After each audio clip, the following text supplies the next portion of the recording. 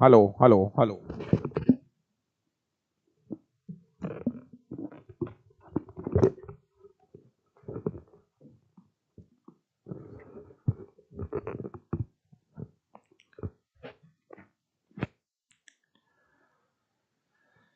नमस्कार दोस्तों, मैं संजय डाबरा आप सभी विद्यार्थियों का हार्दिक स्वागत करता हूं डाबरा क्लासेज के इस ऑनलाइन प्लेटफॉर्म पर। सभी विद्यार्थियों को नमस्कार, गुड इवनिंग। और एक बार जितने भी स्टूडेंट्स लाइव है सभी दोस्त कमेंट करके बताइए आवाज वगैरह सब कुछ ठीक है।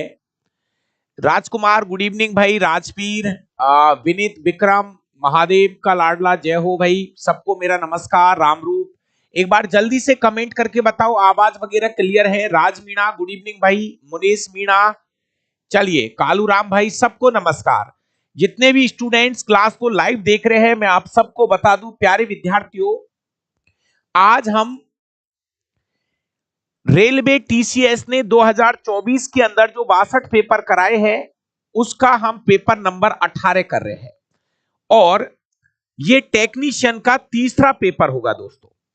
अगर वैसे मैं 15 पेपर एएलपी के करा चुका हूं, 15 पेपर तो एएलपी के हो गए और ये टेक्नीशियन का पेपर नंबर 3 है। ये टेक्नीशियन का तीसरा पेपर होगा दोस्तों। तो जितने भी स्टूडेंट्स बाद में जुड़े हैं, पेपर नहीं कर रहे हैं, तो मैं आपको बता दूं, आप हमारे प्लेलिस्ट में जाके 15 पेपर लोको पायलट के कर सकते हैं 2024 वाले, और ये टेक्नीशियन का पेपर नंबर 3 में आपको करा रहा हूं। और टेक्नीशियन के अंदर प्रत्येक पेपर में क्वेश्चनों की संख्या 40 रहती है दोस्तों।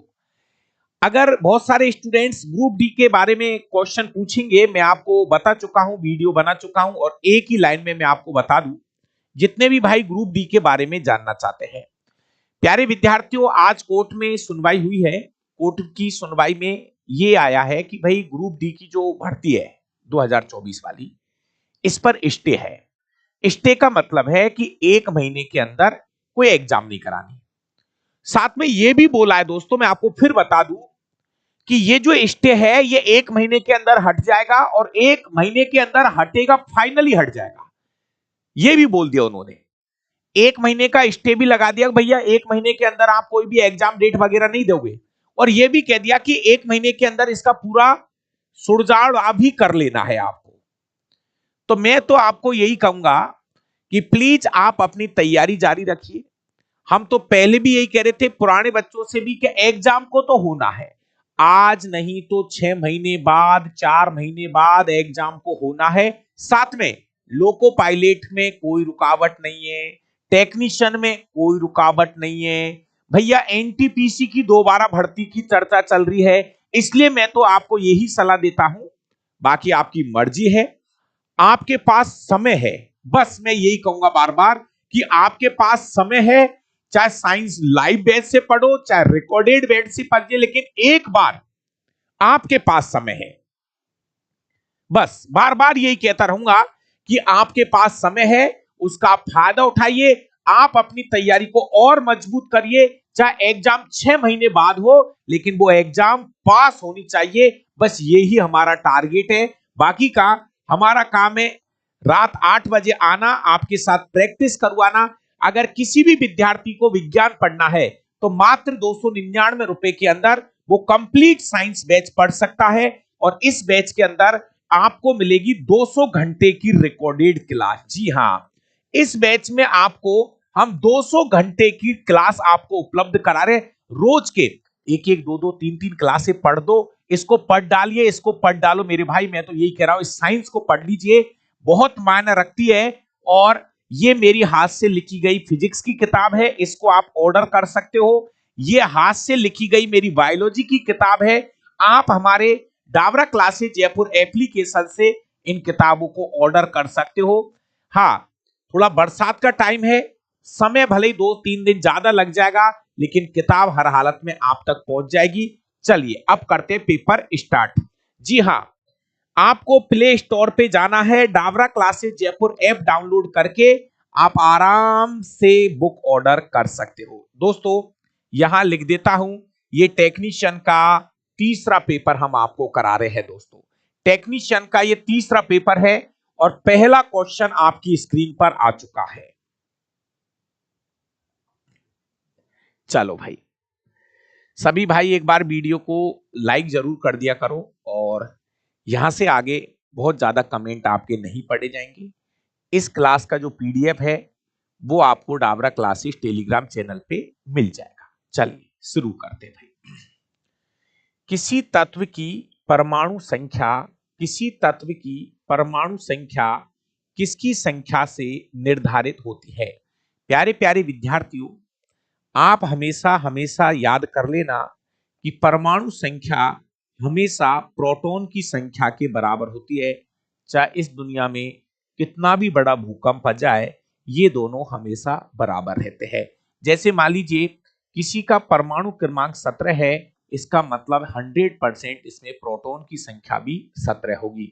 इलेक्ट्रॉन से नहीं तुलना कर सकते, इलेक्ट्रॉन चेंज हो जाते हैं दोस्तों परिस्थिति के अनुसार, इसलिए परमाणु क्रमांक हमेशा प्रोटॉन के बराबर है। आपको जैसे मान लीजिए किसी क्वेश्चन में प्रोटॉन की संख्या 15 दे रखी है, किसी क्वेश्चन में आपको प्रोटॉन की संख्या 15 दे रखी है, समझ जाना उसका परमाणु क्रमांक भी 15 होगा और उस तत्व का नाम फास्फोरस होगा, उस तत्व का नाम फास्फोरस होगा। प्यारे विद्यार्थियों, तो क्वेश्चन नंबर 1 ये कहता है कि परमाणु क्रमांक जो है हमेशा प्रोटॉन की संख्या के क्या होता है? बराबर। इलेक्ट्रॉन से बराबरी मत करना, इलेक्ट्रॉन जो है वो बदल सकते हैं। सर एनसीईआरटी की बुक कैसे पढ़े? भैया बुक को हम पढ़ाएंगे यदि आप पढ़ सकते हो भगवान साय जी तो आप पढ़ लीजिए। भार्गव, हाँ, अगर आप पढ़ सकते हो तो आप पढ़ो, और नहीं तो भैया एप्लीकेशन पे जाके एक बार आप साइंस पढ़ो, आप अपने आप विज्ञान सीखने लग जाओगे। चलिए क्वेश्चन नंबर 2।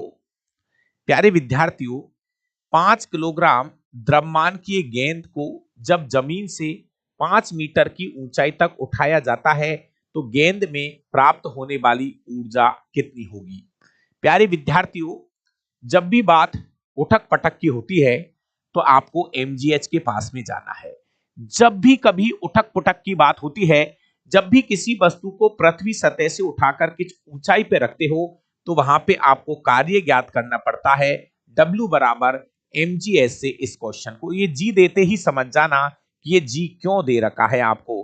दोस्तों द्रव्यमान है, बैग का द्रव्यमान 5 किलोग्राम है, जी का मान 10 मीटर प्रति सेकंड स्क्वायर है, ये गुरुत्वीय त्वरण है, और हाइट कितनी ऊंचाई पे लेके जा रहे हो? 5 मीटर की ऊंचाई पे लेके जा रहे हो। प्यारे विद्यार्थियों, सबको गुणा कर दीजिए और भैया बताइए कितना जूल हो गया उत्तर? 250 जूल इसका सही जवाब होगा। प्यारे विद्यार्थियों, घबराने की जरूरत नहीं है, आराम से क्वेश्चन को पढ़ो, धीरे धीरे क्वेश्चन होते चले जाएंगे। तो जब भी किसी वस्तु को पृथ्वी सतह से उठाकर किसी हाइट पे लेके जा रहे हो तो किया गया कार्य W बराबर mgs से हो जाएगा। साउंड मेरे यहां से एकदम क्लियर है? आप एक बार बैक जाके दोबारा ज्वाइन कर लीजिए चैनल को। प्यारे विद्यार्थियों, अपवर्तनांक जो है इसकी इकाई क्या होती है? बढ़िया क्वेश्चन है। प्यारे विद्यार्थियों, आपने देखा होगा जो अपवर्तनांक होता है उसको कुछ इस तरीके से ज्ञात करते हैं। अपवर्तनांक जो होता है वो है निर्वात में प्रकाश की चाल बटे निर्वात में प्रकाश की चाल बटे किसी माध्यम में प्रकाश की चाल। हिंदी में लिख देता हूं, अगर आपको अपवर्तनांक ज्ञात करना है, अगर किसी माध्यम का अपवर्तनांक ज्ञात करना है तो इसका जवाब है निर्वात में प्रकाश की चाल बटे उस माध्यम में प्रकाश की चाल। निर्वात में प्रकाश की चाल ये मान फिक्स है, निर्वात में प्रकाश की चाल बटे उस माध्यम में प्रकाश की चाल, उस माध्यम में प्रकाश की चाल, माध्यम में प्रकाश की चाल। तो आपको थोड़ा सा क्लियर कर दूं प्यारे विद्यार्थियों, ऊपर भी चाल है, चाल बोले तो मीटर प्रति सेकंड, नीचे भी चाल है बोले तो मीटर प्रति सेकंड, आपस में कट जाते हैं, इसलिए ये एक मात्रकहीन राशि है, इसका कोई भी मात्रक नहीं होता है। प्यारे विद्यार्थियों, ये एक मात्रकहीन राशि है दोस्तों, इसका कोई मात्रक नहीं होता है। आगे सुनिए प्यारे विद्यार्थियों, अलग अलग माध्यम का अपवर्तनांक का मान अलग अलग होता है, अलग अलग माध्यम का अपवर्तनांक का मान अलग अलग होता है। मैं आपसे पूछता हूं कि वायु का अपवर्तनांक का मान कितना होता है? वायु का अपवर्तनांक का मान कितना होता है दोस्तों, जल्दी से कमेंट करके बताइए। इससे ऊपर हम निर्वात को लिख लेते हैं। निर्वात का अपवर्तनांक का मान कितना होता है, मैं लिख देता हूं। निर्वात का अपवर्तनांक का मान 1। मैं आपसे पूछ रहा हूं वायु का अपवर्तनांक का मान कितना होता है, कमेंट करके बताइए। मेरे भाई थोड़ा सा ध्यान रखना, गड़बड़ी मत कर देना। 1.0003। हाँ भैया, 3 से पहले 3 जीरो, ये गड़बड़ी हो चुकी है अच्छे अच्छे धुरेंद्रों से। वायु का जो अपवर्तनांक का मान होता है वो है 1.0003। हाँ भैया, कुछ भाई बता रहे हैं 1.31। जी हाँ, मुझे पता है आप किसका बता रहे हो, बताइए। 1.33 किसका है, बताइए भैया। 1.33 किसका है, 1.41 किसका है, 1.50 किसका है, 1.52 किसका है, 2.42 किसका है। भैया क्लियर कर लीजिए डाटा को, बहुत काम की चीज है, कहीं ना कहीं एग्जाम में टकराएगी ये चीजें आपसे। क्लियर है भैया, बताइए। बर्फ का अपवर्तनांक का मान 1.31, पानी का अपवर्तनांक का मान 1.33, ये केरोसिन का अपवर्तनांक का मान 1.41, बेंजीन का अपवर्तनांक का मान 1.50। याद करना पड़ेगा।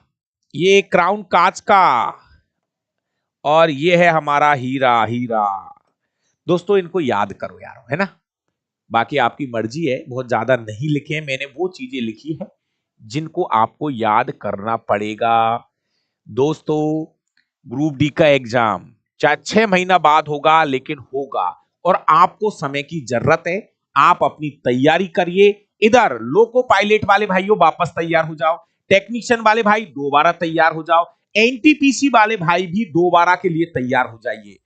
कोई टेंशन मत करो, हमारा काम पढ़ने का है, हम पढ़ने के लिए बने हैं, तो हमें तो पढ़ना है ना भाई अशोक। बाकी आपकी मर्जी है, आप पर हमारा तो एक ही काम है, पढ़ना। अब चाहे परीक्षा कभी भी हो, करना है ये हमको। चलो गलती मत करना। क्वेश्चन नंबर 4, लास्ट में आपसे ये पूछूंगा कि आप 40 में से कितने क्वेश्चन सही कर पा रहे हो। लास्ट में हम आपसे ये पूछेंगे कि आप 40 में से कितने क्वेश्चन सही कर पा रहे हो ईमानदारी के साथ में। चलिए, क्रमशः CH3CO, CH3CO, CH3 और C2H5OH यौगिकों के लिए आईपीएससी नाम देने। ओ भैया बताओ, ये किस किस के नाम लिखे हुए हैं प्यारे विद्यार्थियों। अब आप में से इसको तो पहचान रहे होंगे, C2H5OH, ये एथिल एल्कोहल है, ethyl alcohol, ethanol, ethanol, ethanol, ethanol, ethanol, ethanol. हाँ गुरुजी, एक बात तो थोड़ी हमारे समझ में आ गई कि ये तो एथेनॉल है।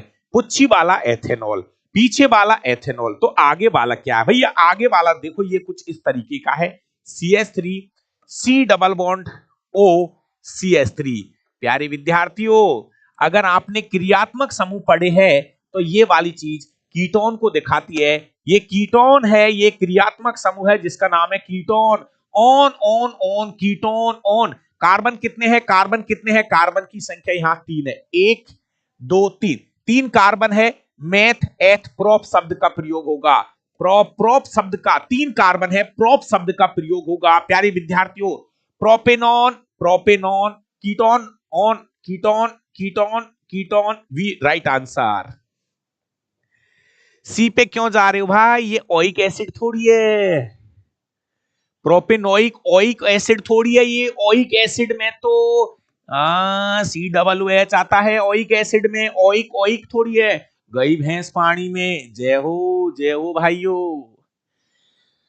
हाँ भैया, ये कीटोन है, own, ONE own, ketone. ONE आएगा, ONE पीछे पुच्छी में, ONE ओन, कीटोन। ये कीटोन है, इसकी पुच्छी में ONE की आवाज निकलती है, ओन। भैया ज्यादा नहीं है, हाय हाय मत करो। कक्षा 10वीं में 4 क्रियात्मक समूह दे रखे, वो ही काम में आते हैं ज्यादातर। कौन कौन से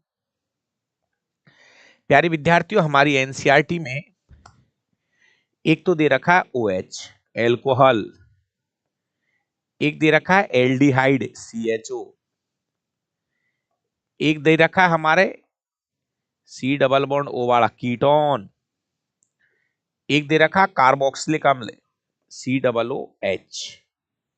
चार ही दे रखे, यही काम में आते हैं ना, तो घबराना नहीं है। धीरे धीरे धीरे धीरे धीरे धीरे जो चीज है उन्हीं को याद करो, जो चीज है उन्हीं को याद करो, अच्छे से याद करो भैया। 9वीं 10वीं बहुत है, परीक्षा पास कराने के लिए 9वीं 10वीं बहुत है। क्वेश्चन नंबर 5, निम्नलिखित में से कौन शरीर के एक भाग से दूसरे भाग तक विद्युत आवेगों के माध्यम से सूचनाओं को पहुंचाने के लिए विशिष्ट है? निम्नलिखित में से कौन शरीर के एक भाग से दूसरे भाग तक विद्युत आवेगों के माध्यमों से सूचनाओं को पहुंच, सीधा क्वेश्चन है मेरे भाई। अगर कोई आपके पिन चुबा दे तो उस सूचना को ब्रेन तक हमारा कौन लिखे? तंत्र का नाम पूछ रहा है भैया, मेन तंत्र की बात हो रही है यहां पर। तंत्रिका कोशिका, न्यूरो सिस्टम, तंत्रिका कोशिका नहीं भाई साहब, तंत्रिका कोशिका। न्यूरॉन की बात हो रही है भाई साहब, न्यूरॉन। चलिए क्वेश्चन नंबर 6, कभी कभी जब हमारी मांसपेशियों की कोशिकाओं में ऑक्सीजन की कमी होती है, बढ़िया क्वेश्चन है, तो अवायवीय शोषण होता है। और जब अवायवीय शोषण होता है, सबको पता है, रट्टा दे दीजिए, जब कभी कभी हमारी मांसपेशियों में जब अवायवीय शोषण होता है तो अवायवीय शोषण के दौरान लैक्टिक अम्ल का निर्माण होता है। इसी लैक्टिक अम्ल की वजह से हमारी मांसपेशियों में खिंचाव आता है, इसी लैक्टिक अम्ल की वजह से हमारी मांसपेशियों में क्रैम्प आने लगता है। प्यारे विद्यार्थियों सीधा है, रट के बैठ जाइए। क्वेश्चन नंबर 7, 40 क्वेश्चन है मेरे भाई, थोड़ा सा स्पीड पकड़ के चलिए। गुरुत्वाकर्षण बल के तहत किसी वस्तु के मुक्त पतन के बारे में निम्नलिखित में से कौन सा कथन सही है? प्यारे विद्यार्थियों, मुक्त पतन का मतलब है फ्री फॉल। जब कोई वस्तु ऊपर से नीचे गिर रही है तो इस कंडीशन में आपको यहां पे कथन पढ़ने हैं। पहला, किसी वस्तु द्वारा अनुभव किए जाने वाला त्वरण उसके द्रव्यमान पे निर्भर करता है। प्यारे विद्यार्थियों, वेग में परिवर्तन का द्रव्यमान से कोई लेना देना नहीं है। Option number A.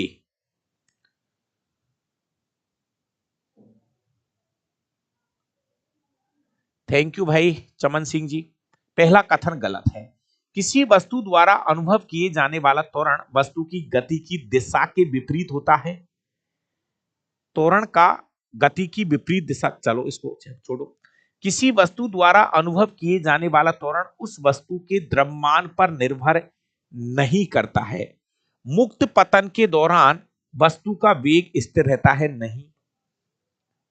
प्यारे विद्यार्थियों, सी ऑप्शन यहां पे राइट है। कहने का मतलब है यहां पे त्वरण की बात हो रही है। त्वरण होता है आपका वेग में परिवर्तन की दर, वेग में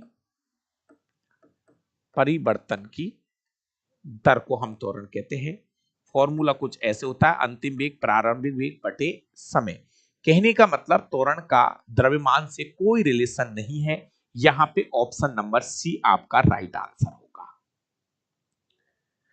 question number 8, question number 8, ecosystems, पारिस्थितिकी तंत्र से संबंधित निम्नलिखित में से कौन से कथन सही है? वही शब्द चल रहे हैं, गैर जैव निम्नीकरण, गैर जैव निम्नीकरण, गैर जैव निम्नीकरण। सही कथन को पहचान लो, सीधा क्वेश्चन है, टेंशन नहीं करें।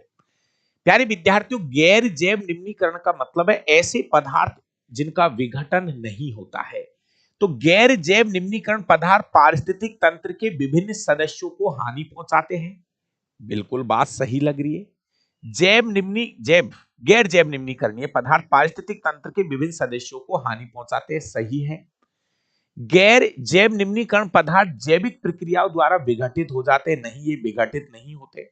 गैर जैव निम्नीकरणीय पदार्थ कभी भी पर्यावरण में उपस्थित नहीं रहते, भैया हमेशा रहते हैं, ये भी गलत है।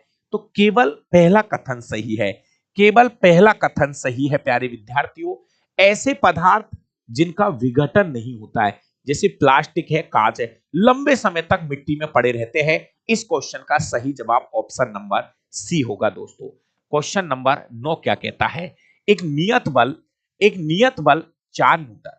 भैया अच्छा क्वेश्चन है, इसको सुड़ जाओ, चलो जल्दी से सुड़ जाइए क्वेश्चन नंबर 9 को। इंजीनियर राजकुमार जी बहुत बढ़िया, राज मीणा, उर्दीप, नरेंद्र भाई, सबको मेरा नमस्कार। अच्छे रहो, खुश रहो, पढ़ते रहो। अंकुल कुमार जी, सबको मेरा नमस्कार। और मेरे भाई, धीरे धीरे धीरे धीरे चीजें सीखी जाती है, लेकिन हम आपको लगता होगा कि हम कोर्स बेचते हैं, लेकिन हम आपसे ये कहते हैं कि जो नया विद्यार्थी है वो कहीं भी रह के एक बार विज्ञान जरूर पढ़िए, उसके बाद आप प्रैक्टिस करिए। जब विज्ञान का पता ही नहीं होगा तो क्या, क्वेश्चन मत करो भाई। मैं तो ये कह रहा हूं यूट्यूब पर अपना समय खराब मत करो यार, बाकी आपकी मर्जी है। अगर इनसे पूछो, इनमें से जो विद्यार्थी लाइव चलते हैं या वीडियो, वो ऐसे स्टूडेंट्स हैं जिन्होंने विज्ञान को 2-2 बार पढ़ रखा है, फिर वो यूट्यूब पर चल रहे, कोई दिक्कत नहीं। लेकिन कुछ नए बच्चे आते हैं, तो मैं उनको ये सलाह देता हूं, मेरे भाई आप अपना यूट्यूब पर समय खराब मत करो। आप जाओ, कहीं भी जाओ, आप एक बार विज्ञान पढ़िए। मैं ये भी नहीं कह रहा कि तू मेरे से ही पढ़, लेकिन मैं ये कह रहा हूं कि एक बार तू विज्ञान पढ़ जाके, फिर तुझे यहां यूट्यूब की कहानी समझ में आएगी। देखो प्यारे विद्यार्थियों, क्वेश्चन क्या कह रहा है, एक नियत बल 4 न्यूटन। क्वेश्चन में हमको बल दे रखा है 4 न्यूटन, द्रव्यमान दे रखा है 2 किलोग्राम, 2 किलोग्राम। एक डिब्बे पर 2 सेकंड समय भी दे रखा है, 2 सेकंड का समय भी दे रखा है, कार्य करता है। यदि इसका आरंभिक वेग, बहुत बढ़िया भैया, प्रारंभिक वेग, इसका प्रारंभिक वेग दे रखा हमें 2 मीटर प्रति सेकंड, यू। प्रारंभिक वेग दे रखा है 2 मीटर प्रति सेकंड। अंतिम वेग ज्ञात करना है। प्यारे विद्यार्थियों, ऐसी कंडीशन में हम गति के पहले समीकरण का यूज कर सकते हैं, v बराबर u प्लस ए टी। लेकिन मेरे साथ समस्या यह है कि मेरे पास त्वरण नहीं है, मेरे पास प्रारंभिक वेग है, मेरे पास समय है, लेकिन मेरे पास दोस्तों त्वरण नहीं है। त्वरण निकालो पहले, जल्दी से त्वरण निकालो। यहां पर त्वरण निकालने का फॉर्मूला होता है दोस्तों F बराबर, देखो एक फॉर्मूला क्या है, अंतिम वेग माइनस प्रारंभिक वेग बटे समय।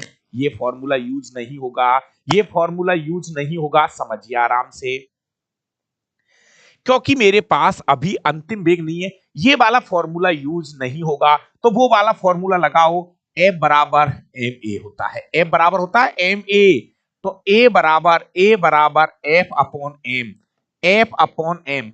बल कितना है 4 न्यूटन, द्रव्यमान कितना है 2, तो त्वरण का मान अब आया 2 मीटर प्रति सेकंड स्क्वायर। यहां से आएगा 2 मीटर प्रति सेकंड स्क्वायर, यहां से निकलेगा त्वरण का मान। चेक करो एक बार जल्दी से, पहले इससे त्वरण ज्ञात करिए, फिर यहां लाओ। अंतिम वेग v बराबर, क्वेश्चन में प्रारंभिक वेग दे रखा है 2 प्लस त्वरण का मान भी आया मेरे पास 2 इंटू समय का मान क्वेश्चन में फिर दे रखा है 2, तो भैया 2 प्लस 4, सही जवाब होगा अंतिम वेग 6 मीटर प्रति सेकंड, 6 मीटर प्रति सेकंड। क्या हो गया भैया दादा? मनीष कुमार क्या कह रहा भैया, सर ग्रुप डी में पेरियोडिक टेबल, भैया वैसे तो हटा दिया मनीष जी, बाकी का आ जाए तो पढ़ा देंगे। देखिए ग्रुप डी से मतलब पेरियोडिक टेबल वैसे हटा रखी है, लेकिन फिर भी मैं तो ये कहूंगा थोड़ा बहुत आवर्त सारणी का नॉलेज जरूर होना चाहिए। बिना आवर्त सारणी के जीवन में कुछ नहीं है मेरा भाई। तो ये रहा क्वेश्चन नंबर 9। क्वेश्चन नंबर 9 में आपको अंतिम वेग ज्ञात करना है, और अंतिम वेग ज्ञात करने के लिए हमारे पास एक जुगाड़ है, ये वाला, इससे कर सकते हैं हम, कोई दिक्कत नहीं। लेकिन एक्चुअली इसके लिए मुझे चाहिए था त्वरण ज्ञात करना, ए ज्ञात करना था। तो ए के लिए मुझे दो फॉर्मूले मेरे पास, एक तो ये वाला अंतिम वेग माइनस प्रारंभिक वेग बटे समय, लेकिन एक्चुअली इसमें अंतिम वेग नहीं था मेरे पास, तो ये वाला फॉर्मूला यूज किया, F बराबर एम ए। बताओ भाई, बैठ जाएगा क्वेश्चन नंबर 9। चलिए अब आते हैं क्वेश्चन नंबर 10 पर। क्वेश्चन नंबर 10 पे आते हैं। ओम भगवान भोलेनाथ। करो भाई इस क्वेश्चन को। पूरे पेपर में 40 क्वेश्चन आते ना, तो 30 तक किसी को दिक्कत नहीं आएगी। मैं आज कह रहा हूं आपको, किसी को नहीं आने दूंगा। 30 से 35 तक पहुंचाना है, उसके लिए आपको अच्छी तैयारी करनी है। कर सकते हैं, बिल्कुल कर सकते हैं उर्दीप, वहां पर भी डायरेक्ट फॉर्मूला लगा सकते हैं। देखिए, द्रव्यमान m और वेग v वाली एक वस्तु a की गतिज ऊर्जा इतनी है। एक दो है कंडीशन इसमें। एक तो a है काइनेटिक एनर्जी, a की काइनेटिक एनर्जी, जहां पे द्रव्यमान आपको पता ही है हाफ एम बी स्क्वायर है ना, हाफ एम बी स्क्वायर, जहां का द्रव्यमान m है और वेग v है। तो इस हिसाब से इस वाले प्रश्न का जवाब उन्होंने दिया है 100 जूल। ठीक है, लेकिन वो ये कह रहा है कि अगर मैं द्रव्यमान को दुगना कर दूं और वेग वही रहे, क्योंकि वेग तो यहां पर भी वही है, वेग तो यहां पर भी वही है, यहां पे द्रव्यमान m है, यहां पे द्रव्यमान 2m करने के लिए कह रहा है। एक छोटी सी बात बता दूं मैं आपको, डायरेक्ट तरीका बता दूं इसका। दोस्तों, गतिज ऊर्जा बराबर होता है हाफ एम बी स्क्वायर। सब कुछ सही है, गतिज ऊर्जा द्रव्यमान के समानुपाती होती है। थोड़ा समझो, बस कुछ नहीं कहा। देखो क्वेश्चन में पहले और दूसरे दो क्वेश्चन बनाए इन लोगों ने यहाँ पे। तो पहले क्वेश्चन में 100 आंसर दे रखा है पहले का, तो लेकिन उन्होंने ये कहा कि सब कुछ सेम रहे, अगर मैं द्रव्यमान को दुगना कर दूंगा, समझने की कोशिश करना, सब कुछ सेम रहे, सब कुछ सेम रहे, अगर मैं द्रव्यमान को दुगना कर दूंगा तो मेरी गतिज ऊर्जा भी दुगना हो जाएगा। पहले गतिज ऊर्जा कितनी थी? 100। पहले गतिज ऊर्जा कितनी थी? 100। अगर आप द्रव्यमान को दुगना कर रहे हो, वेग में कोई बदलाव नहीं है, अगर द्रव्यमान दुगना कर रहे हो तो गतिज ऊर्जा भी दुगनी हो जाएगी। इस क्वेश्चन का सही जवाब होगा 200 जूल। 200 जूल। हाँ, आप इसको ऐसे भी कर सकते हो, एक तरीका इसका ये भी है, गतिज ऊर्जा बी के लिए, ठीक है ना, बी के लिए निकाल रहा हूं, 1/2 द्रव्यमान को दुगना कर दिया है और वी स्क्वायर अभी भी ऐसे कैसे ही है, वेग में कोई परिवर्तन नहीं है। प्यारे विद्यार्थियों, अब थोड़ी देर के लिए मैं इसको ऐसे सेट कर सकता हूं, प्लीज रुकिए एक बार। हाफ एम बी स्क्वायर, सुनो सुनो, देखो, 1/2, 1/2 को ऐसे ऐसे, एम भी यहीं लिख लू, बी स्क्वायर भी ऐसे कैसे ही है, और इसको तो यहीं रहने दो और इस दो को साइड में रखता हूं। अब मैं ये कह रहा हूं आपसे, थोड़ी देर के लिए समझने की बात है केवल। प्यारे विद्यार्थियों, इस वाले का मान, इस वाले का मान, हाफ एम बी स्क्वायर का मान पहले ही हमको 100 दे रखा है। हाफ एम बी स्क्वायर का पहले ही मान कितना दे रखा है? 100 दे रखा है, और ये राशि 2 से जाके गुणा होगी, तब दूसरे वाले का उत्तर 200 जूल बनेगा। कैसे भी कर लो, जैसे आपको समझ में आए। जी हाँ भाई, राकेश भाई, बहुत बढ़िया। दो तरीके हैं, या तो इसको इतना लंबा कर लो, या मैंने ये कहा कि यहां द्रव्यमान m है और वेग भी है, दूसरे वाले में उसने वेग नहीं बदला, वेग नहीं बदला, क्योंकि गतिज ऊर्जा में दो ही तो चीज होती है भाई, द्रव्यमान और वेग। तो जब उसने वेग नहीं बदला, केवल द्रव्यमान को दुगना किया है, तो सीधी सी बात है कि अगर द्रव्यमान को दुगना करेंगे तो गतिज ऊर्जा का मान भी दुगना हो जाएगा। क्वेश्चन नंबर 11, पारिस्थितिक तंत्र से संबंधित निम्नलिखित में से कौन सा कथन सही है? ये बढ़िया क्वेश्चन है, ये बढ़िया क्वेश्चन है, इसको थोड़ा सा आप समझो। बढ़िया क्वेश्चन है मेरे भाई, एक बार जितने भाई लाइव है, प्लीज क्वेश्चन नंबर 11 को एक बार आप पढ़ के देखो क्या लग रहा है। ये यूवी है, ये है हमारी यूवी, जिसको हम बोलते हैं पराबैंगनी किरणें। जी हाँ, अब पढ़ के देखो, आप आराम से पढ़ लो क्वेश्चन नंबर 11 को।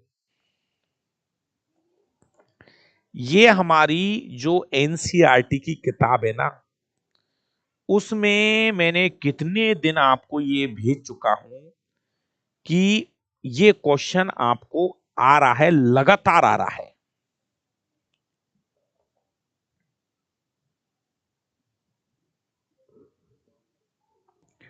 ये बात मैंने एक दिन टेलीग्राम पे भी डाली है दोस्तों,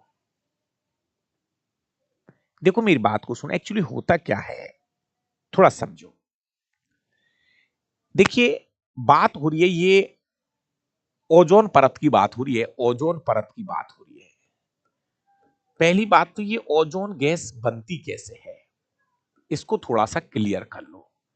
ये ओजोन गैस बनती कैसे है, पहले इस बात को थोड़ा सा क्लियर करो। प्यारे विद्यार्थियों, अगर मैं बताऊं हमारे वायुमंडल में O2 है, सबसे पहले O2 क्या करेगी, ये हमारी जो पराबैंगनी किरणें होती है ना यूवी, इनकी उपस्थिति में ये अणु जो है ना ये परमाणुओं में टूट जाता है, ये ऑक्सीजन के परमाणु बन गए। ये जो ऑक्सीजन के परमाणु हैं, ये ऑक्सीजन के जो परमाणु है ये वापस से ऑक्सीजन के अणु से क्रिया करके और ओजोन गैस बनाते रहते हैं। जी हां, जी हां, जी हां, यही रिएक्शन है इसकी। अब बात यह है कि हमारे समताप मंडल में ओजोन गैस की एक परत बनी हुई है। प्यारे विद्यार्थियों, यह बात भी एनसीईआरटी में लिखी गई है कि कुछ हानिकारक गैसों की वजह से, जैसे मेनली सीएफसी का नाम यहां पे दिया जाता है, इस क्लोरोफ्लोरोकार्बन की वजह से हमारी ओजोन परत को नुकसान हो रहा है। और ऐसा 1980 के दशक, सॉरी 1980 ईस्वी में ऐसा देखा गया कि भाई ओजोन लेयर में नुकसान हो रहा है, और वहां पर अंटार्कटिक महाद्वीप पर एक छिद्र भी देखा गया था। ये कहानी है, और ये कक्षा 10वीं की एनसीईआरटी में लिखी हुई कहानी है। तो देखिए, यूवी विकिरण जीवों के लिए हानिकारक नहीं है भैया, ये बात गलत है। पराबैंगनी किरणें जीवों के लिए हानिकारक होती है। नंबर 2, वायुमंडल के उच्च स्तरों पर, मतलब समताप मंडल की बात हो रही है, ओजोन ओजोन ऑक्सीजन अणु पर क्रिया करने वाले ऑक्सीजन अणु पर क्रिया करने वाले ऑक्सीजन अणु पर क्रिया करने वाली पराबैंगनी किरणों का एक उत्पाद है। ओजोन बनती कैसे है? जी हां, ओजोन ऐसे ही बनती है। बी ऑप्शन, ओजोन के बनने की क्रिया है। तीसरा, वायुमंडल में ओजोन की मात्रा 1980 में तीव्रता से घटने लगी। ये भी सही है, मैंने बता रहा था कि 1980 से ओजोन परत को लगातार नुकसान हो रहा है।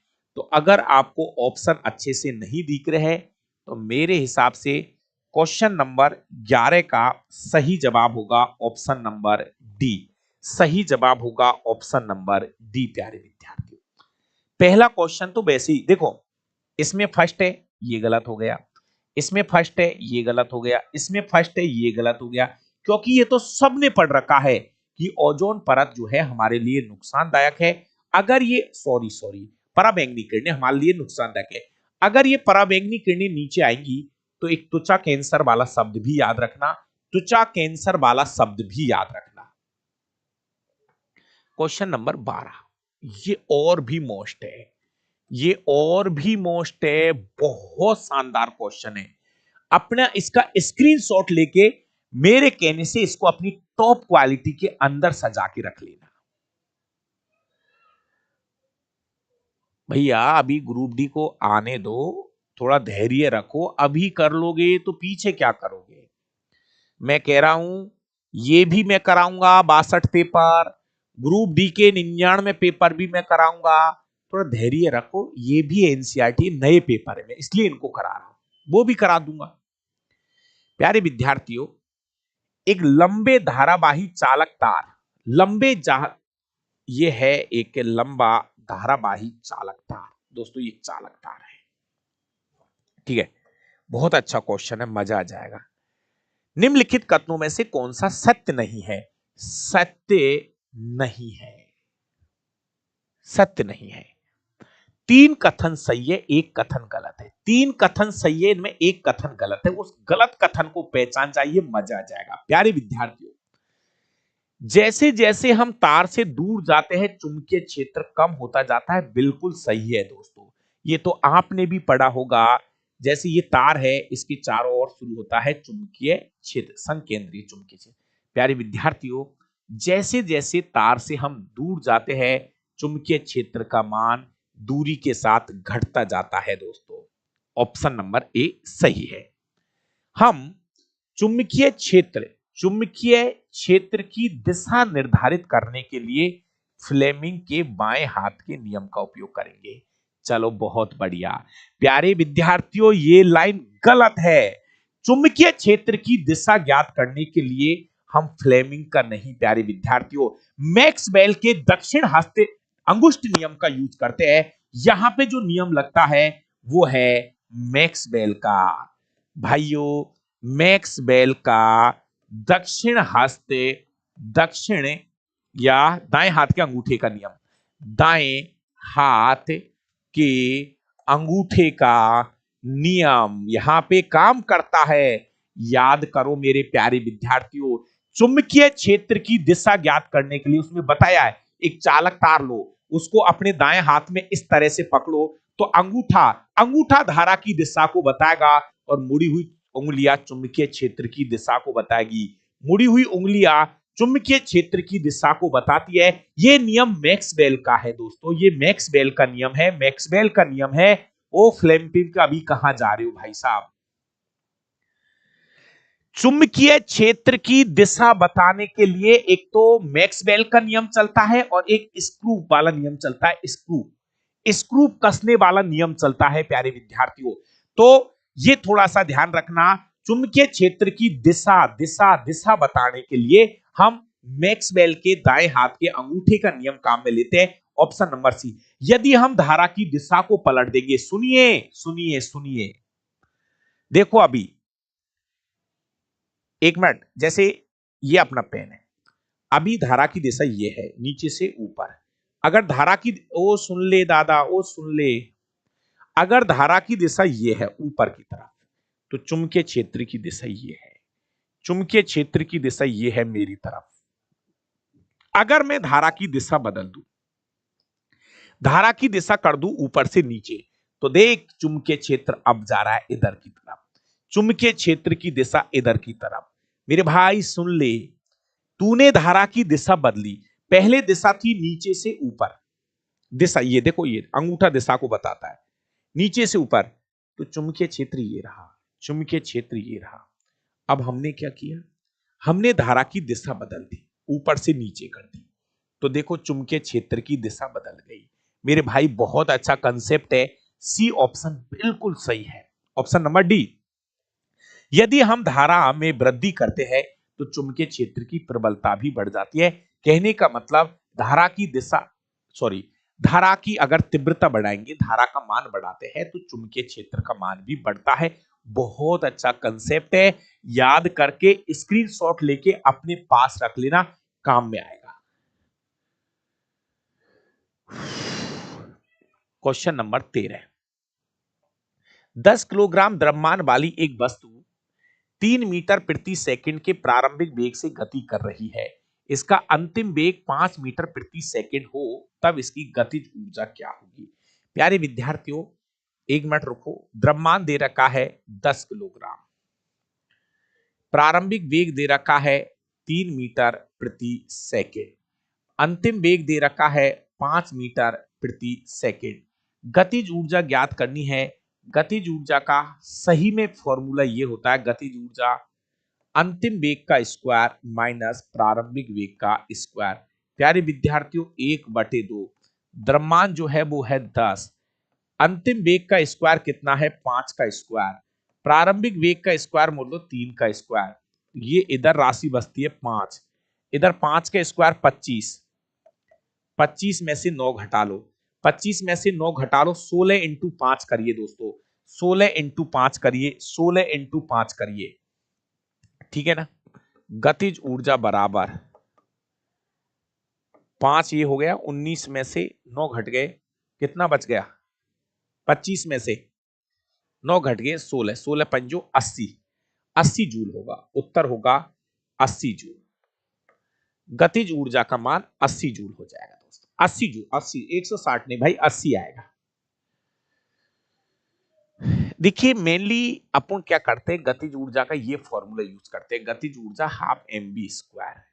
लेकिन कभी कभी क्या है, यदि क्वेश्चन में दोनों वेग दे रखा है, प्रारंभिक वेग और अंतिम वेग दोनों दे रखे हैं, यदि क्वेश्चन में प्रारंभिक वेग और अंतिम वेग दोनों दे रखे हैं ना, तो ये वाला फॉर्मूला यूज करना, अंतिम वेग का स्क्वायर माइनस प्रारंभिक वेग का स्क्वायर।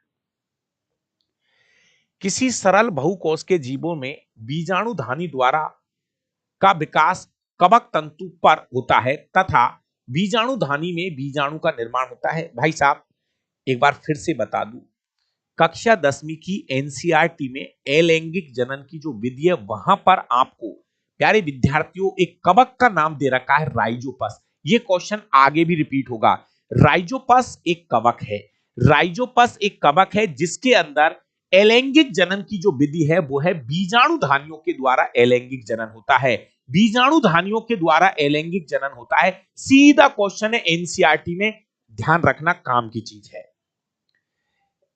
एल्केन का क्लोरीनीकरण किस अभिक्रिया का एक उदाहरण है? बढ़िया क्वेश्चन है प्यारे विद्यार्थियों। देखो इसको मैं यहां पर कंप्लीट लिख देता हूं। प्यारे विद्यार्थियों एल्केन में से मैं यहां पर एक उदाहरण ले रहा हूं, मेथेन। एल्केन समूह का एक सदस्य मेथेन, मेथेन का क्लोरीनीकरण है, मतलब इसकी क्रिया क्लोरीन के साथ कराते हैं। तो प्यारे विद्यार्थियों यहां पर एक क्लोरीन एक हाइड्रोजन को विस्थापित कर देता है, एक क्लोरीन एक हाइड्रोजन को विस्थापित कर देता है, उत्पाद जो बनेगा वो CH3Cl बनेगा। साथ में दोस्तों एक हाइड्रोजन यहां से विस्थापित कर दिया क्लोरीन ने, HCl बनता है। ये प्रतिस्थापन अभिक्रिया है, कक्षा 10वीं पाठ नंबर 4 की अभिक्रिया है। ये कक्षा 10वीं का पाठ नंबर 4 में पीछे की तरफ ये अभिक्रिया है, एकदम लास्ट में। ये है एल्केन मतलब मेथेन का क्लोरीनीकरण। इसमें कुछ नहीं है मेरे भाई, ये CH4 है, यहां 4 हाइड्रोजन है, तो इसमें से क्या करेगा एक हाइड्रोजन यहां पे आएगा, सॉरी एक क्लोरीन जो है ना एक हाइड्रोजन को धक्का मार देगा। जैसे यहां पे एक क्लोरीन आके जुड़ जाएगा तो ये CH3, एक हाइड्रोजन कम पड़ गया, इस पे हाइड्रोजन कम पड़ा, कौन आके जुड़ गया? क्लोरीन। क्लोरीन ने एक हाइड्रोजन को धक्का मार दिया है, इसको बोलते हैं प्रतिस्थापन अभिक्रिया। ठीक है, ये क्या बनता है आपका? क्लोरोमेथेन। ये बनता है क्लोरोमेथेन, ये बनता है क्लोरो क्लोरो क्लोरो क्लोरो क्या है? ये क्रियात्मक समूह है क्लोरो, क्लोरो फ्लोरो क्रियात्मक समूह है ये। अगला सीधा क्वेश्चन है, पाचन तंत्र में निम्नलिखित में से कौन हाइड्रोक्लोरिक अम्ल पेप्सिन नामक प्रोटीन को पचाने वाला एंजाइम और बलगम छोड़ता है?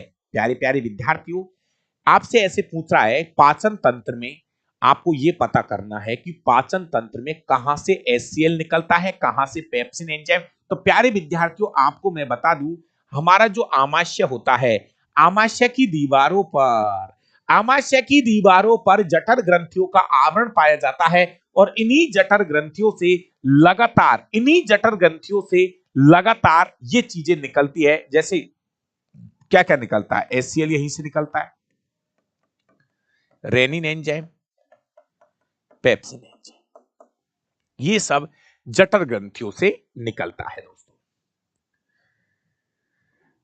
क्वेश्चन नंबर 17, निम्नलिखित में से कौन सा विकल्प ठोसों के गुणधर्म को नहीं दर्शाता? भैया पहले पार्ट में से खूब सारे क्वेश्चन पूछा है, ठोस ठोस ठोसों का नहीं दर्शाता, कौन सा गलत है? मतलब ठोसों का आयतन स्थिर होता है, ठीक है, ठोसों की सीमाएं अस्पष्ट होती है, ये गलत होगा। ठोसों की एक निश्चित आकृति होती है, ठोसों में नगण्य संपीड़ितता। समझो एक एक बात को प्यारे विद्यार्थियों, इसका तो बी लाइन गलत है। देखो आप सब भाइयों को पता है जो ठोस होता है मतलब लोहा है, इनका आकार और आयतन निश्चित होता है। आकार आयतन निश्चित मतलब इसकी सीमाएं भी निश्चित है। इसके अलावा इनको हम दबा नहीं सकते, इनको हम दबा नहीं सकते मतलब इनमें संपीड़ितता का मतलब है इनको दबाना। प्यारे विद्यार्थियों ठोसों में नगण्य संपीड़ितता होती है, मतलब इनको बहुत कम दबाया जाएगा दोस्तों। बी गलत है, यार वी गलत है। क्वेश्चन नंबर 18, जितने भी भाई लाइव है सभी दोस्त भैया वीडियो को लाइक और शेयर जरूर कर दीजिए। जितने भी स्टूडेंट क्लास को लाइव देखते हैं, रिकॉर्डेड बाद में देखते हैं, आप सभी से निवेदन है कि थोड़ा सा जो भी टीचर आपके साथ मेहनत करता है आप उसको सपोर्ट करिए। सपोर्ट में क्या करना है, केवल और केवल भाई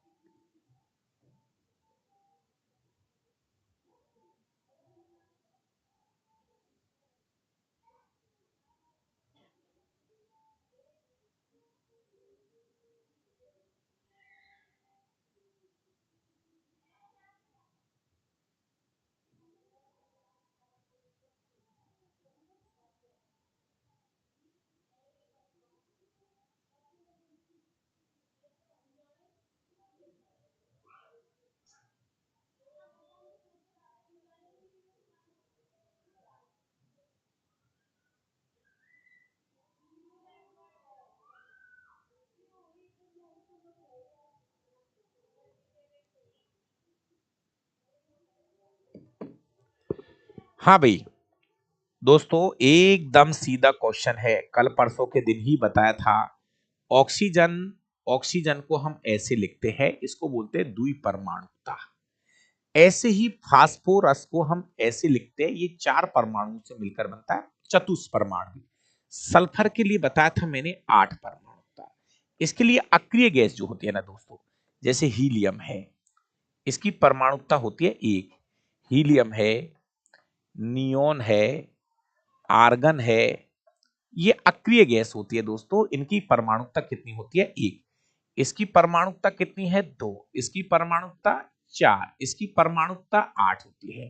क्वेश्चन में ऑक्सीजन की 4 4 पकड़, सॉरी, ऑक्सीजन की 2 और फास्फोरस की 4, 2 ये रही और 4 ये रही। ऑप्शन नंबर सी ले लीजिए यहां पे। परमाणुकता निम्नलिखित में से कौन सा मिश्रण का एक उदाहरण है? समय खराब मत करो, सबको पता है कि वायु एक मिश्रण है। वायु बहुत सारी गैसों का क्या है? एक मिश्रण है। प्यारे विद्यार्थियों, हमारे वायुमंडल में 78% नाइट्रोजन हो गई, 21% ऑक्सीजन हो गई, 0.03% CO2 हो गई, आर्गन हो गई। ऐसे कुल मिला के हमारे वायुमंडल के अंदर जो वायु है, ये बहुत सारी गैसों का क्या है? एक मिश्रण है दोस्तों। ठोस पदार्थ के लिए कौन सा कथन सही है? वापस से आया है एक और क्वेश्चन रिपीट होके, ठोस पदार्थ वाला। प्यारे विद्यार्थियों, ठोसों का कोई निश्चित आकार, स्पष्ट सीमा व निश्चित आयतन नहीं होता। पहला कथन गलत है। ठोसों का एक निश्चित आकार होता है, स्पष्ट सीमा होती है और निश्चित आयतन होता है। बी पकड़ लीजिए सीधा सीधा। जस्ट भाई, मैं क्या कह रहा हूं, जब पेपर में 40 क्वेश्चन आते हैं और जब पेपर भी बहुत सारे बनते हैं ना, तो छोटे छोटे क्वेश्चंस वहां पे आने लग जाते हैं। चलिए क्वेश्चन नंबर 21, निम्नलिखित में से कौन सी धातु सक्रियता श्रेणी में सबसे अधिक अभिक्रियाशील है? काफी दिन से हम ये बात लिख रहे हैं कि पोटेशियम सबसे ऊपर आता है। पोटेशियम है, सोडियम है, कैल्शियम है, मैग्नीशियम है, एल्यूमिनियम है, जिंक है, एफी है, लेड है। ये चार्ट हम 100 बार बता चुके हैं। सबसे ज्यादा क्रियाशील कौन है भाई? पोटेशियम है। अगर पोटेशियम नहीं होता ऑप्शन में तो सोडियम आंसर बन जाता। क्या कर रहे हो? सबसे ज्यादा क्रियाशील है पोटेशियम। 22, ये क्वेश्चन भाई ये डिलीट किया था रेलवे ने। क्वेश्चन नंबर 22 का एक बार स्क्रीनशॉट ले लो। अब यार इन्होंने जो उत्तर माना है ना इसका, मेरे को तो इसकी कुछ बात नहीं समझ में आई कि इसने उत्तर क्या माना है। लेकिन इन्होंने जो उत्तर माना है, मेंडल ने मटर के पौधे के साथ अपने प्रयोग में निम्नलिखित में से कौन से प्रमुख लक्षण पाए थे? तो दोस्तों आपको मैं बता दूं, वैसे इस क्वेश्चन को आप टिक मत करना। मेंडल ने 7 जोड़ी विपर्यासी लक्षण देखे थे। मेंडल ने जब मटर के पौधे पर प्रयोग किए थे, तो उन्होंने अपने प्रयोगों के लिए 7 जोड़ी विपर्यासी लक्षणों का क्या किया? चयन किया। 31 को आप भी दिल्ली जा रहे हो क्या? दिल्ली चलो भाई, आप भी आ जाओ, हम भी आ जाएंगे। सुनो, तो प्यारे विद्यार्थियों देखो, आप बात को समझो। पता नहीं इन्होंने किस तरीके से इसको सेट किया है। देखो, अगर ये लंबे के साथ बोना रखता तो भी मैं मान लेता, लेकिन अब इन्होंने इसको क्या दिमाग लगा के कैसे, भैया इन्होंने अभी इसका उत्तर मैंने नेट पे देख रहा था तो ये भी बता रखा था। फिर मैंने और सर्च किया तो लोग इसको भी आंसर बताने लगे। तो भाई ये देख लेना भाई, मेरे हिसाब से क्वेश्चन सही नहीं है। क्योंकि इन्होंने लक्षण, अगर 7 जोड़ी लक्षण है तो लंबे के साथ ये बोना रख लेते, गोल के साथ झुर्रीदार रख रहे थे, या फिर इस क्वेश्चन को सही सेट करते कि भाई पहली पीढ़ी में कौन से लक्षण मिलेंगे। इसलिए मेरे हिसाब से तो इसको छोड़ के आगे बढ़िए। दोस्तों ये भी क्वेश्चन मैंने बुक से ही लिया था, लेकिन इसमें ये गलत है, मैं इसको सही कर देता हूं आपको। आप एक बार देखिए दोस्तों, हमारी एनसीईआरटी में एक प्रयोग दे रखा है फेरस सल्फेट का, FeSO4। मेरे भाई बिल्कुल बहुत इंपॉर्टेंट और है, मैं दावे के साथ कह रहा हूं। जब हम इसको गर्म करते हैं तो ये Fe2O3, साथ में 2 गैसें बाहर निकलती है, SO2 और SO3, ये है। तो इस क्वेश्चन में Fe2O3 SO3 और प्लस में मैं यहां पर किसी भी एक ऑप्शन में SO2 और जोड़ दो, कोई भी एक ऑप्शन को सही बना लीजिए अच्छे से। क्वेश्चन नंबर 23 में नहीं नहीं नहीं नहीं, एक्चुअली या तो देखो गलती हुई है टाइपिंग में, समझो मेरी बात, या तो टाइपिंग में गलती हुई है। देखो इसमें ये नहीं बनेगा, ये नहीं बनेगा, देखो ये नहीं बनेगा। समझो बात को, थोड़ी देर के लिए समझो। हाँ, अरे यार किसी एक को सही कर लो, मैं यही तो कह रहा हूं। जैसे मान लीजिए इसको सही कर लो या इसको सही कर लो, किसी एक को सही कर लो, कहने का मतलब आप समझ रहे हो क्या? किसी एक को सही मान लो, मैंने यहां पे अभिक्रिया लिख दी, आप मेरी बात को मान लीजिए। एक्चुअली यहां पर इन्होंने सल्फर लगा रखा है, ये सल्फर लगा रखा है यहां पे, देखो ये है ना, या फिर ये टाइपिंग की मिस्टेक है, मैंने ये लिख दिया आपको, उसको छोड़ो आप थोड़ी देर के लिए, उसको छोड़ दो यार। फेरस सल्फेट को जब हम गर्म करते हैं तो ये अपघटन अभिक्रिया है, इस क्रिया का नाम है ऊष्मीय अपघटन। आप ऑप्शन मत देखो, जो मैं बता रहा हूं वो देख लो।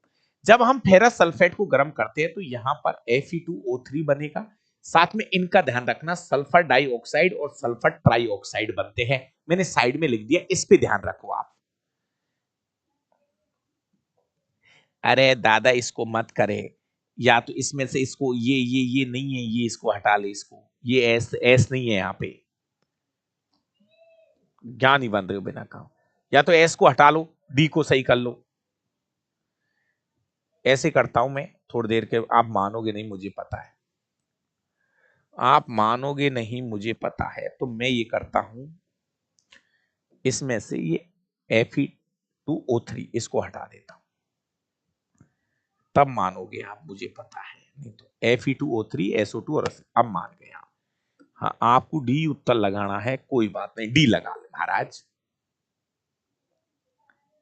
ठीक है, 24 नंबर का क्वेश्चन है, निम्नलिखित में से कौन सा विकल्प 1 ओम के बराबर होगा? V और 1 क्रमशः वोल्ट और एम्पियर।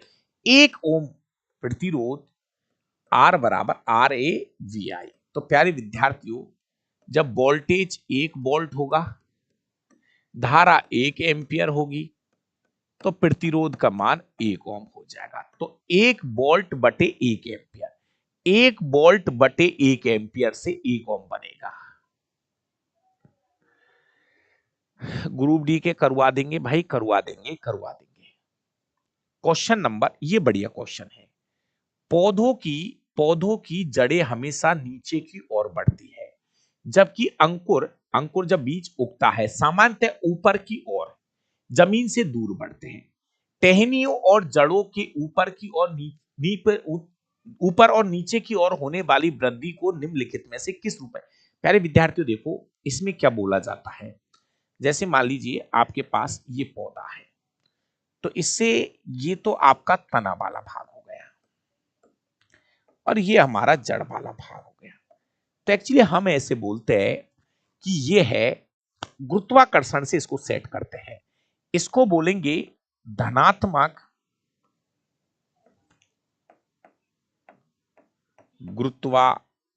गुरुत्वानुवर्तन, और इसको उल्टा बोलेंगे ऋणात्मक ऋणात्मक गुरुत्वानुवर्तन बोल देंगे। तो इसको इस तरह से ग्रेविटेशन से जोड़ रहा, प्रकाश से भी इसको जोड़ सकते हैं, ठीक है ना? जी हां दोस्तों, यहां एक्चुअली इन्होंने उत्तर गुरुत्वानुवर्तन बोला है, बाकी की इसकी डेफिनेशन हम प्रकाश से भी दे सकते हैं। ऐसे दे सकते हैं कि ये प्रकाश की ओर धनात्मक प्रकाशानुवर्तन और ऋणात्मक प्रकाशानुवर्तन, ठीक है ना?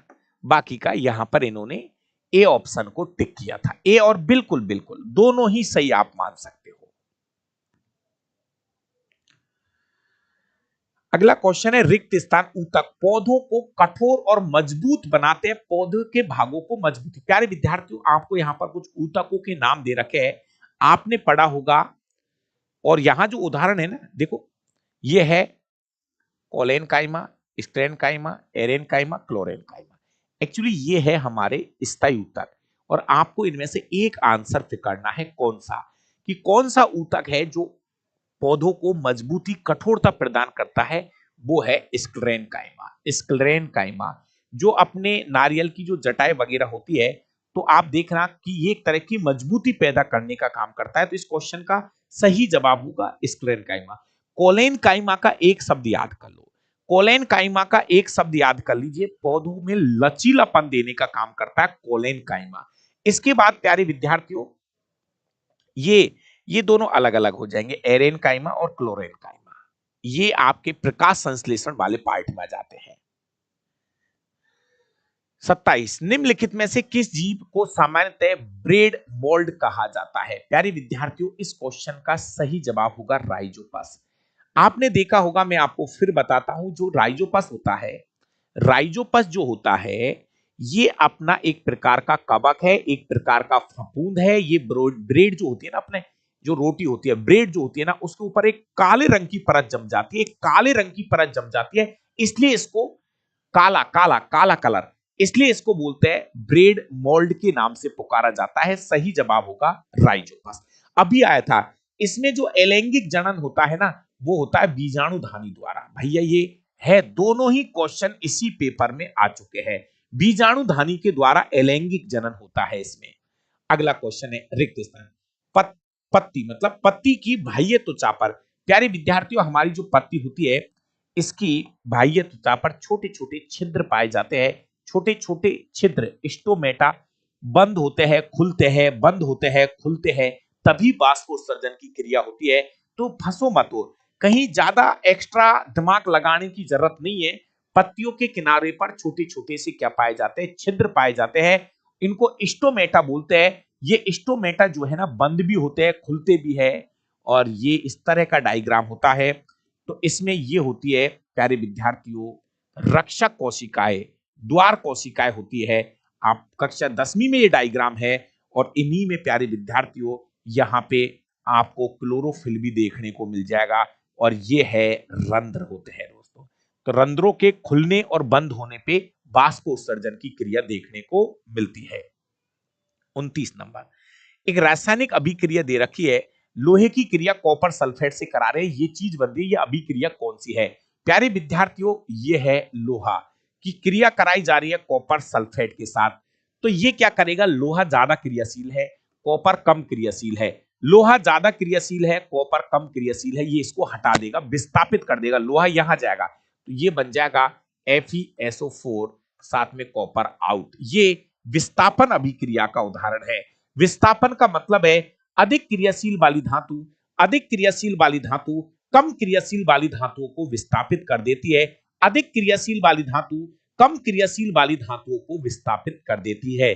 दादा 1 घंटे में 30 क्वेश्चन कर दिए, और क्या तेज पढ़ाऊं यार। एक भाई का आया था कमेंट ग्रुप, थोड़ा सा तेज पढ़ा दो। अरे यार 1 घंटे में 30 क्वेश्चन करा दिए, और क्या कराऊं यार, टिकी कराने क्या? कर ले भाई धीरे धीरे, क्यों थाल तुम तनाव मत ले, और जितनी बहादुरी है उसका पता एग्जाम में चल जाएगा, कितना जल्दी पेपर करते हो। निम्नलिखित में से कौन सा सूत्र कैल्शियम ऑक्साइड का सही सूत्र है? दोस्तों ये सूत्र बनता कैसे है? ये सूत्र ऐसे बनाना, इसके लिए आपको एक चार्ट पता होना चाहिए। कैल्शियम ऑक्साइड का सूत्र, दोस्तों कैल्शियम की संयोजकता +2 होती है, ऑक्सीजन की संयोजकता -2 होती है। ये एक्चुअली संयोजकता क्या है, बराबर है, और जब संयोजकता बराबर होती है तो ये लैप्स हो जाती है। सूत्र जो बनेगा इसका, वो बनेगा कैल्शियम ऑक्साइड। बिना बुझा चूना इसे कहा जाता है, कैल्शियम ऑक्साइड कहते हैं। चलिए एक फॉर्मूला आपसे बना देता हूं, एक फॉर्मूला आप बना दीजिए। चलो आप बना एक फॉर्मूला, आप बनाना ये फॉर्मूला, एक फॉर्मूला आप बताओ, सोडियम कार्बोनेट का सही सूत्र बना के दिखाने के बाद। सोडियम कार्बोनेट,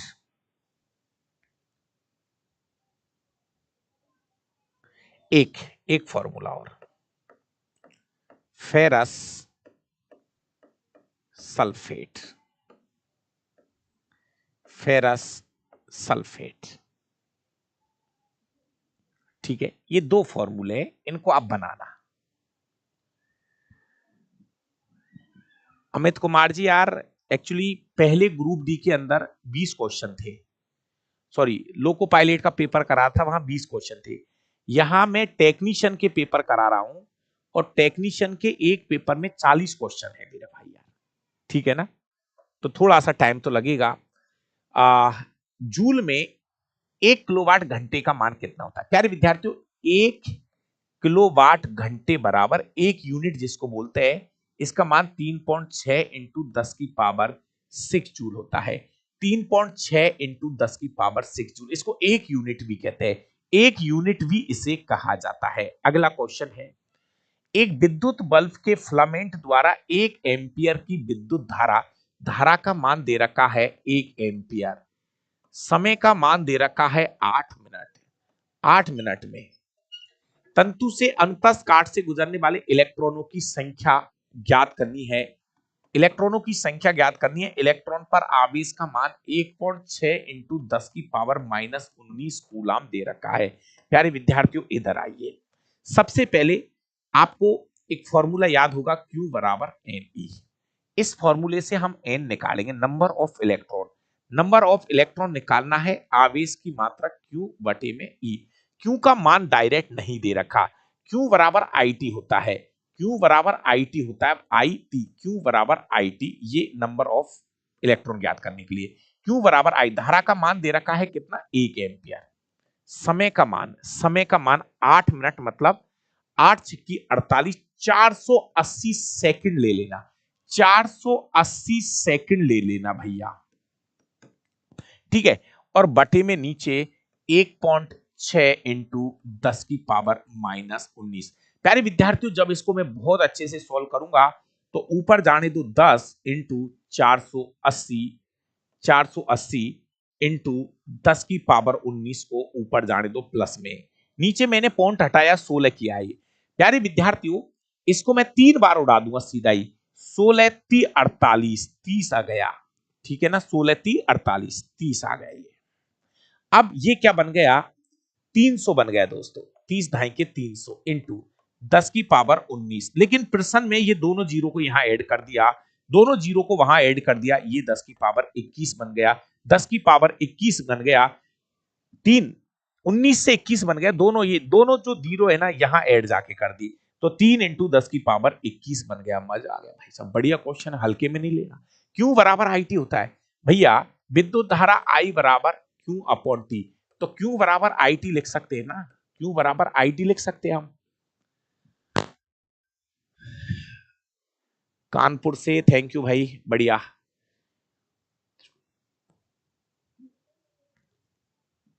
बढ़िया क्वेश्चन है, और ये है एनसीईआरटी कक्षा 10वीं के विद्युत धारा वाले चैप्टर से है। और प्यारे विद्यार्थियों, एक क्वेश्चन आपको पक्का ऐड करके ले जाना, वो ये है कि एक कूलाम आवेश की रचना करने में, एक कूलाम आवेश की रचना करने में 6.25 इंटू 10 की पावर-18 इलेक्ट्रॉन भाग लेते हैं। एक कूलाम बराबर इतने इलेक्ट्रॉन होते हैं, एक कूलाम बराबर इतने इलेक्ट्रॉन होते हैं। चलिए भाई, बिहार से बहुत बहुत धन्यवाद। प्यारे विद्यार्थियों, फास्फोरस का परमाणु क्रमांक पूछा है, तो फास्फोरस का परमाणु क्रमांक 15 होता है।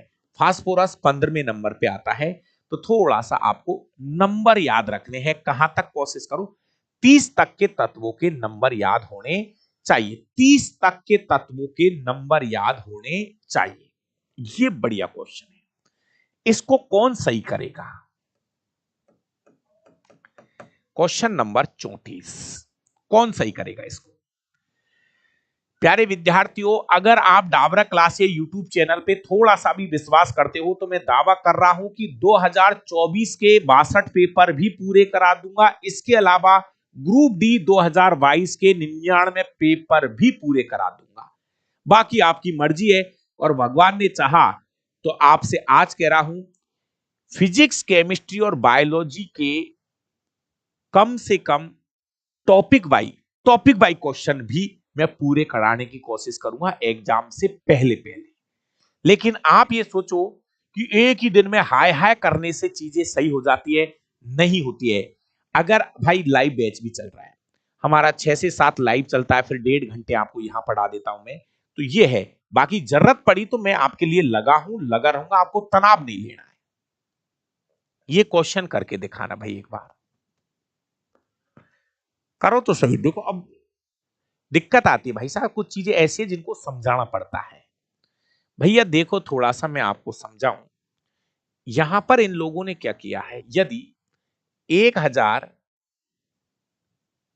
सेंटीमीटर क्षेत्रफल वाली किसी वस्तु द्वारा अनुभव किया गया प्रणोद 50 न्यूटन है। अब इसमें दिक्कत ये हो गई, या तो इस क्वेश्चन को सही कर लो। देखो कैसे कर लो, जैसे मान लीजिए मैंने इसको पेपर में देखा तो कुछ अलग छप रहा था, हमने इसको थोड़ा सा सुधारा। तो प्यारे विद्यार्थियों, जैसे हमें यहां पे प्रणोद निकालना है, एक तरह का दाब होता है, P बराबर F अपॉन ए होता है, F अपॉन ए। यहां पे बल तो ठीक है 50 न्यूटन मैंने मान लिया, लेकिन हमारे जो क्षेत्रफल जो है, क्षेत्रफल को हम मीटर स्क्वायर में काउंट करेंगे। क्षेत्रफल का मात्रा क्या होता है, मीटर स्क्वायर। अब यहां पर थोड़ा मैंने इसको सही करवाया, या तो आप इस क्वेश्चन में इसको मीटर स्क्वायर चेंज करो। कैसे, मीटर स्क्वायर, जैसे मान लीजिए यहां पे इसको, ये सेंटीमीटर है, या तो इसको मीटर स्क्वायर कर दो, सुनो आराम से, या तो इसको आप क्या कर दो, 1000 मीटर स्क्वायर बना दो, मीटर स्क्वायर।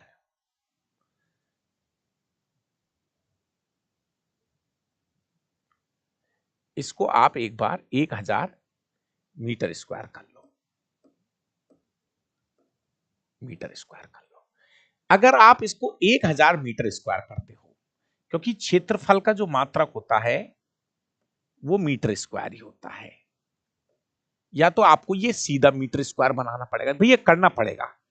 और या फिर इसको एक तो इस तरीके से कर लो, अगर आप इसको क्वेश्चन में मीटर स्क्वायर दे दे डायरेक्ट, तो आप इसको इस तरह से जमा लो। अब इन्होंने एक क्वेश्चन को, दूसरा तरीका क्या है इसका, इन्होंने क्या किया था, मैंने जो पेपर देखा था उसमें इसको दे रखा है 1000, सुनो सुनो को किताब का बता रहा हूं मैं, 1000 सेंटीमीटर स्क्वायर दे रखा है। मेरे भाई मेरी बात को सुन लो, मैं या तो इसको ऐसे बना लो, या फिर क्वेश्चन में दे रखा है 1000 सेंटीमीटर स्क्वायर। प्यारे विद्यार्थियों, अगर 1000 सेंटीमीटर स्क्वायर को मैं मीटर स्क्वायर में चेंज करता हूं, तो 1000 सेंटीमीटर स्क्वायर को जब मैं मीटर में चेंज करता हूं, तो यह बनेगा हमारा कितना, मीटर स्क्वायर। 10,000 का भाग देना पड़ेगा इसमें, 10,000 का भाग देना पड़ेगा। हां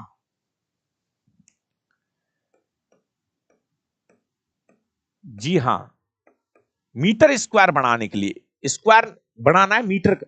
अरे भाई अगर मीटर बनाना तो अलग बात है, मीटर स्क्वायर बनाना है 1000 का भाग देना पड़ेगा। तो ये हमारा बनेगा आपका 0.01 मीटर स्क्वायर, 0.01।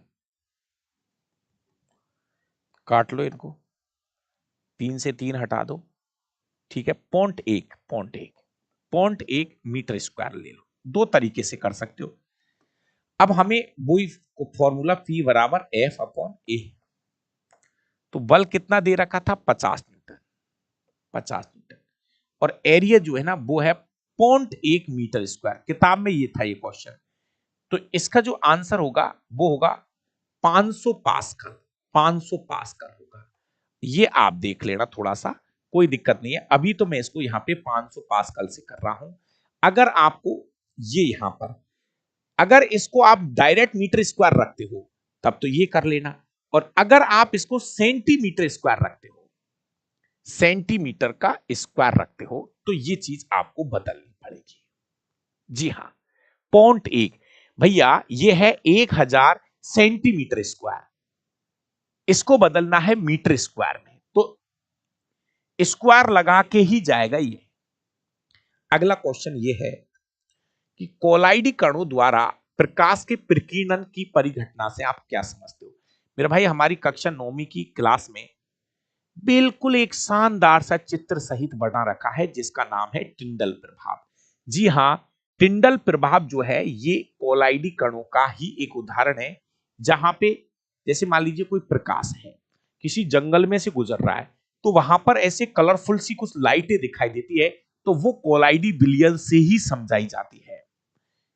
निम्नलिखित में से कौन सा या कौन से गुरुत्वाकर्षण के सार्वभौमिक नियम की परिघटना से संबंधित नहीं है दोस्तों?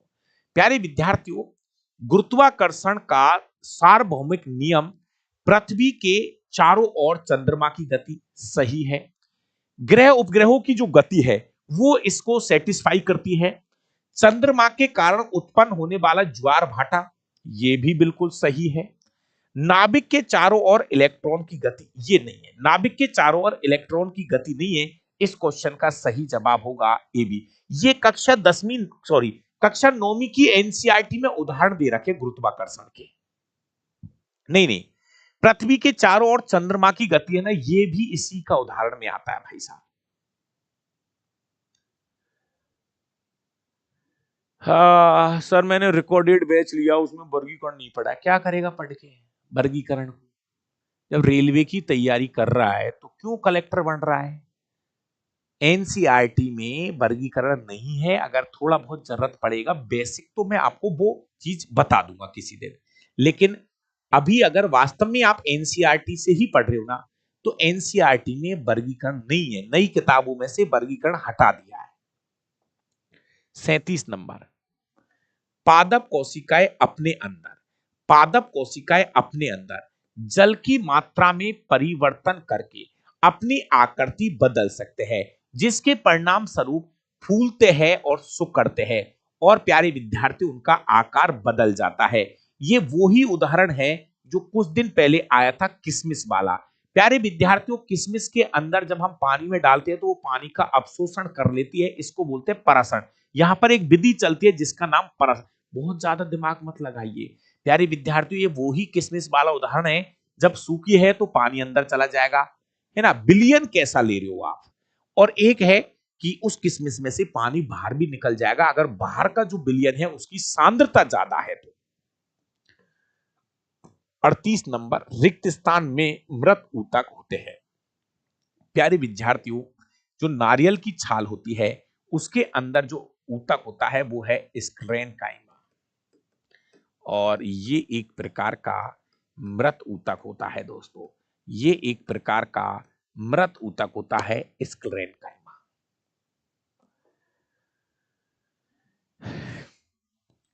प्यारे विद्यार्थियों, इस क्वेश्चन में पेपर में से हमने 2 क्वेश्चन डिलीट किए हैं।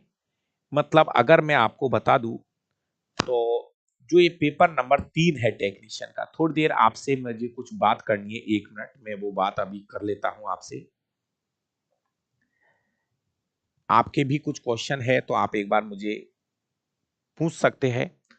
सबसे पहले जितने भी भाई क्लास को लाइव देखते हैं, आपसे मेरी रिक्वेस्ट है कि वीडियो को आप लाइक कर दिया करो, शेयर कर दिया करो। बाकी का दोस्तों, जो प्रैक्टिस हम कर रहे हैं ना, ये है टेक्नीशियन 2024 के पेपर, रेलवे टेक्नीशियन ग्रेड 3 2024। और प्यारे विद्यार्थियों, टेक्नीशियन के अंदर एक ही पेपर में 40 क्वेश्चन पूछे जाते हैं, है ना। टेक्नीशियन में हर पेपर में 40 क्वेश्चन आते हैं, तो 40 क्वेश्चन के हिसाब से ये 23 पेपर है, तो 23 इंटू 40 करेंगे तो बहुत सारे क्वेश्चन हो जाएंगे। हमारी ये एनसीईआरटी ही है टोटल ये पूरी, तो आप आराम से इसको करिए। उसके बाद मैं आपको ग्रुप डी के ऊपर प्रैक्टिस करवा दूंगा, आपको घबराने की जरूरत नहीं है। प्यारे विद्यार्थियों, मैं तो एक बार फिर आपसे कह रहा हूं, यदि आपके पास समय है, आप अच्छे से एक बार विज्ञान के अंदर जितने भी एनसीईआरटी के चैप्टर हैं उनको कंप्लीट पढ़ लो, और उसकी फीस हमने रखी है 299। जी हाँ, इससे आप आपकी तैयारी और अच्छी कर लीजिए। बाकी आपकी मर्जी है, पढ़ना नहीं पढ़ना, यूट्यूब से सिलेक्शन लेना, सबकी अपनी अपनी कहानी है। आप 3-4 एग्जाम आपके पास में है। ग्रुप डी का एग्जाम भले ही इस पे स्टे लग चुकी है, लेकिन ग्रुप डी के एग्जाम को हर हालत में होना पड़ेगा। हर हालत में ग्रुप डी के एग्जाम को होना पड़ेगा, लेकिन आप आंदोलन करिए, आप ट्विटर पे चला लीजिए, लेकिन मैं आपसे कह रहा हूं आपका साथ के साथ आप अपनी पढ़ाई को मत भूलिए, क्योंकि रेलवे, सच बता रहा हूं, आपको किसी भी दिन एग्जाम की डेट आ जाएगी, आप बैठे के बैठे ही रह जाओगे। लोग प्रैक कर रहे, आप भाई साहब आप आंदोलन करो, आपको जो मर्जी है सरकार से वो मांगे करो, लेकिन आपसे बस मैं यही कहूंगा, पढ़ाई को मत छोड़ना, क्योंकि यदि एग्जाम डेट आ गई तो लेना का देना पड़ जाएगा। बहुत सारे स्टूडेंट पहले से ही ताक लगा के बैठे हुए हैं, क्योंकि अभी कुछ दिन पहले वो फेल हुए हैं, तो वो कुछ नंबरों से फेल हुए और वो तैयार बैठे। इसलिए कह रहा हूं मैं आपसे, आप में से भी बहुत सारे स्टूडेंट्स जो 2 क्वेश्चनों से रह गए, 3 क्वेश्चनों से रह गए, तैयार बैठे हैं। इसलिए आप कुछ भी करो, लेकिन मैं आपसे यही कहूंगा कि प्लीज आप अपनी तैयारी को जारी रखिए, क्योंकि एग्जाम को होना पड़ेगा। आज नहीं तो 2 महीने बाद, 4 महीने बाद, 6 महीने बाद एग्जाम होगी, बाकी आपकी मर्जी है। थैंक यू, बहुत बहुत धन्यवाद। और बस ये है, चैनल पे कोई नया बच्चा है तो एक बार आप एप्लीकेशन पे जाओ, ये मेरा एप्लीकेशन है डाबरा क्लासेज के नाम से, वहां पे डेमो क्लास लो, 1 घंटे, 2 घंटे, 10 घंटे, आपको सही लगे तो आप आराम से इस बैच को ज्वाइन कर सकते हैं। किसी को किताब मंगानी है तो मैं आपको एक नंबर दे रहा हूं मेरा भाई, आपको किसी को भी बुक मंगाना है तो प्लीज आप इस नंबर पे हमसे बात कर लीजिए, 82 33 95 8002। किसी को भी बुक मंगानी है, मैं फिर कह रहा हूं ऑफर चल रहा है, ऑफर चल रहा है, आप ये दोनों किताबें मंगा सकते हो। शानदार हाथ से लिखी गई किताबें हैं दोस्तों। ये नंबर है 8233 95 8002। आप इस पे कॉल करके अपना बुक ऑर्डर करवा दीजिए, बुक जो है आप तक हम पहुंचा देंगे, हाथ से लिखी हुई किताबें हैं। थैंक यू, बहुत बहुत धन्यवाद। बाकी का मिलते हैं कल।